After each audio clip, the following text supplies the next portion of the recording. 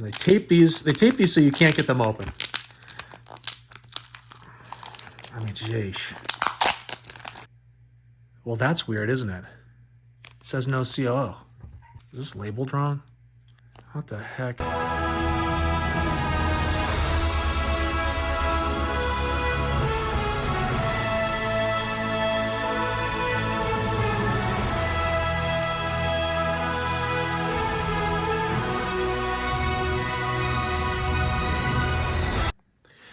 Hey everyone, welcome back to another episode here with Star Wars Daddy. I have got a box from CAS, and I can tell you this has been a very stressful week. It was a box that was supposed to have arrived on Monday. Today is Thursday. It appeared that it was getting scanned over and over, coming in and out of the same facility. Like it was out for delivery, then it came back in, kept saying delayed. So I was definitely nervous because I thought it was a box of 51 graded figures, because that just seemed, there was 2 orders that have been done for a couple months now. And so when I looked at the invoice they sent me, it looked like the reference number was to those 2 orders. So finally, the box arrived today on Thursday, and it is about 1/8 the size that I thought it was going to be. I have 4 orders that have been done for a couple months, and so I honestly have no idea what this box is going to be or what's inside of it. So we'll do an unboxing here, and then I'll go over all the items and what maybe is for sale or what is going to be staying in my collection. I hope this is something that's going to have things that for sale, because I need to recoup some costs for all the money that I've spent on other collections and what else is out there. But we'll see. So let's dive in.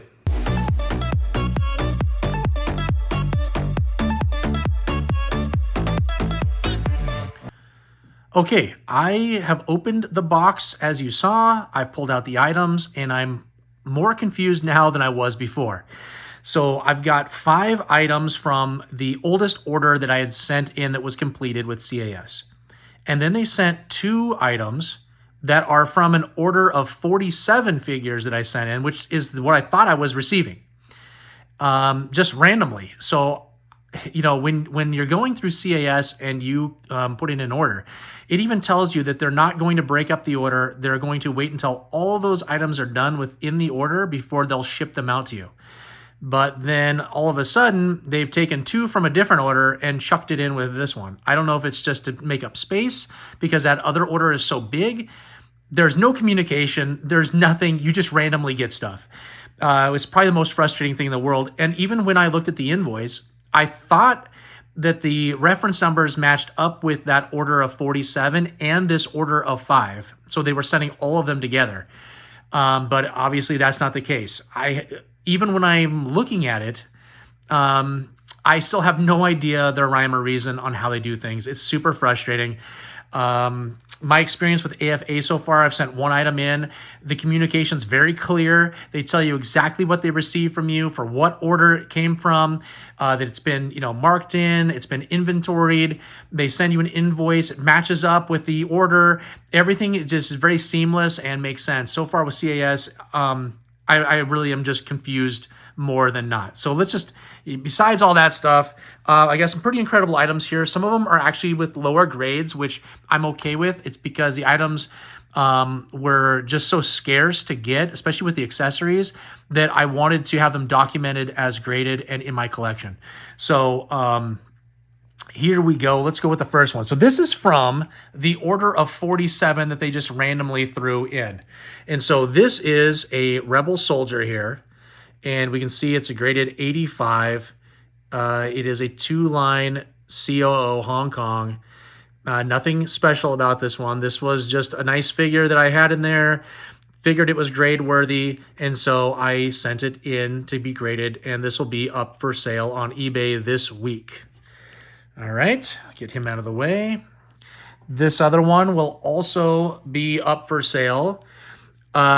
When this was sold to me, it was sold to me as a POC figure, and I thought that I could see the meld marks that are unique to this type of a figure to determine that it's a POC figure, but they did not grade it as such. They graded it normal, so it's just your normal 7-line Hong Kong COO 21B, graded an 85, which is an incredible grade, and I think it's the flat paint.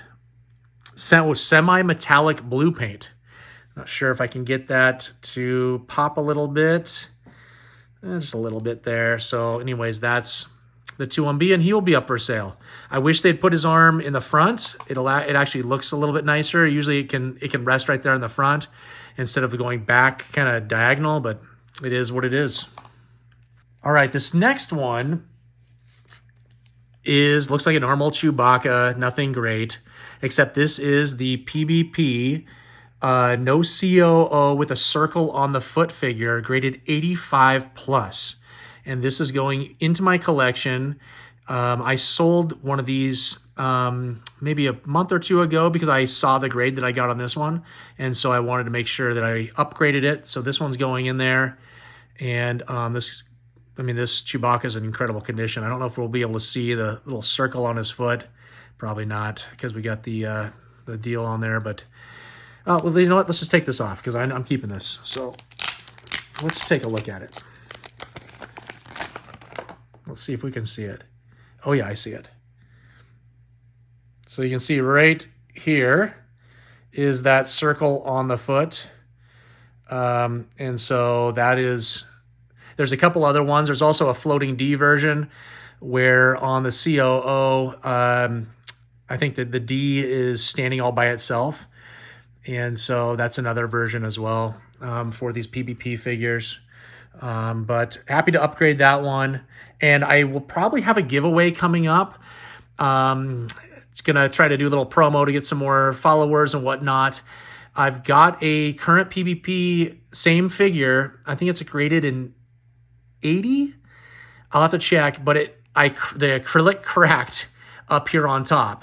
And so I'm probably just going to give that one away. I mean, the figure alone is still worth a chunk of money, but I'm going to maybe do it for a promo coming up here soon.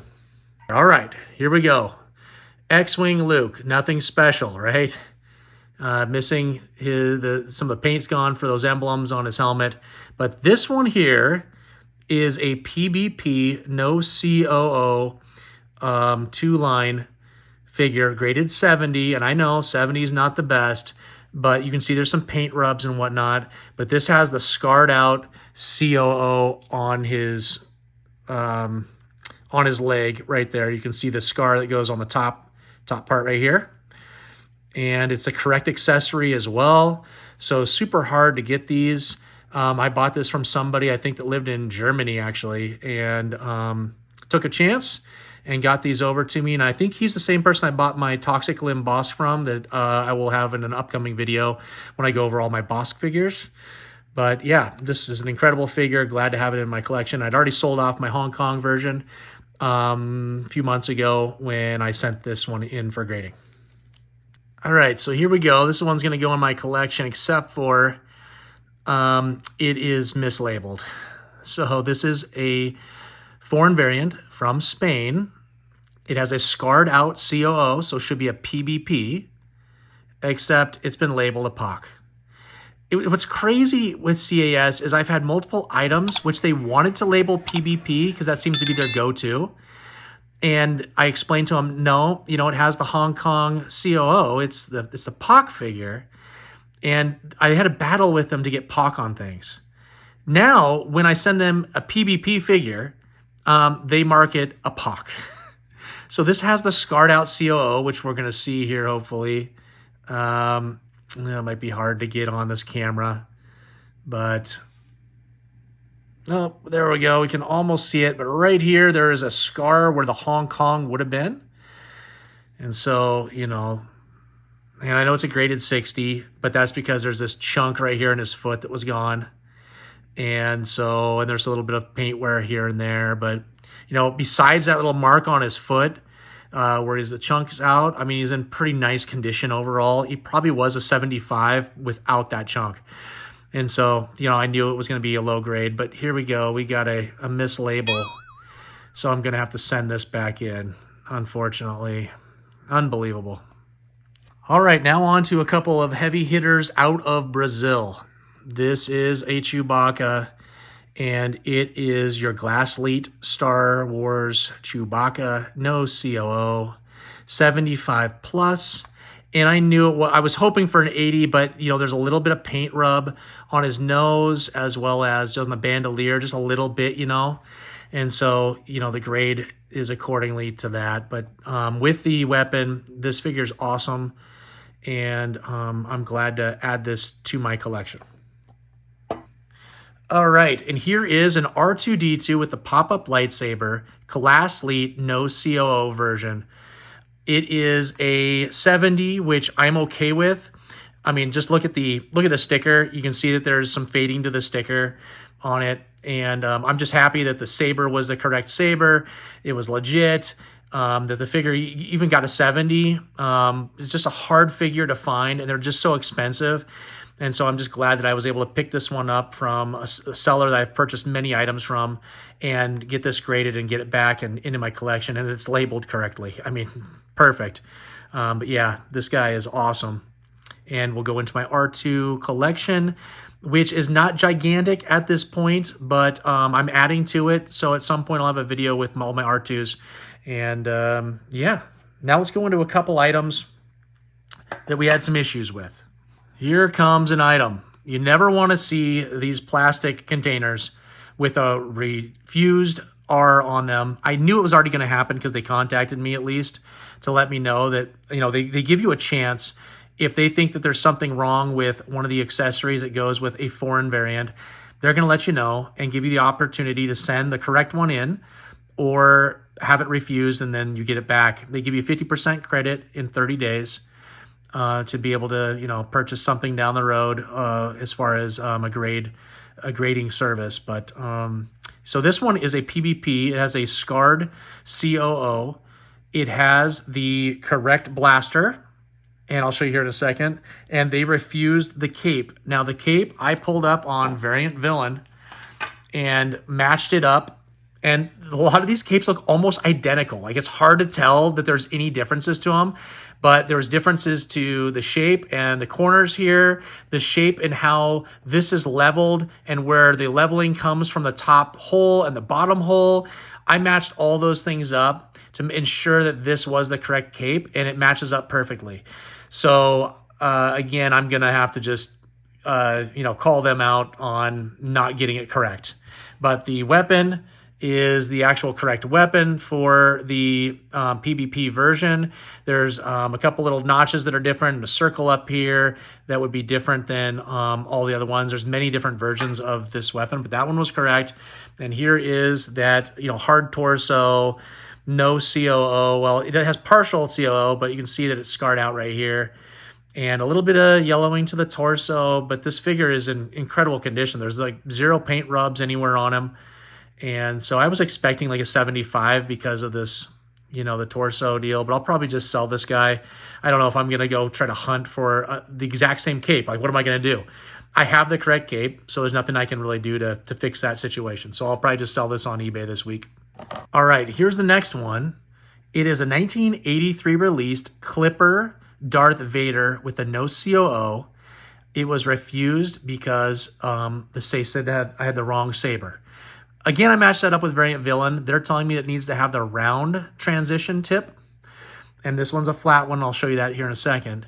But the Clipper figure here, this Darth Vader, came in like a mail-away type thing. You'll see these graded all the time inside of a box that you can't even see the figure. Sometimes there's an X-ray to show you that that there is a Darth Vader inside of the box. Those are pretty cool. I think Chris had one of those from 5 Idiots Talking Toys. But this is the correct saber. There's a texture on the inside here of the cape, and then this is real glossy on the other side. And then I think there's a little bit difference in how the all of the paint here looks. It's a slightly different, but then a no COO. And then the saber, we'll see if I can even get this to show. But you can see that, I don't know if I can get it. It is there we go. You can see it over here. It's a little flat. This is the flat tip version. So I think with this one, I'm probably going to hunt for that round tip saber because I don't think it's very hard to find. And then I'll send this guy back in because he's in incredible condition. This guy's an 85 at least, if not an 85 plus. There's just the tiniest of paint rubs, like on this top white rectangle, the tiniest. So he has to be graded pretty well. But anyways, those are the figures. And I'll do a little slideshow of them here at the end that you can watch. And we'll go from there.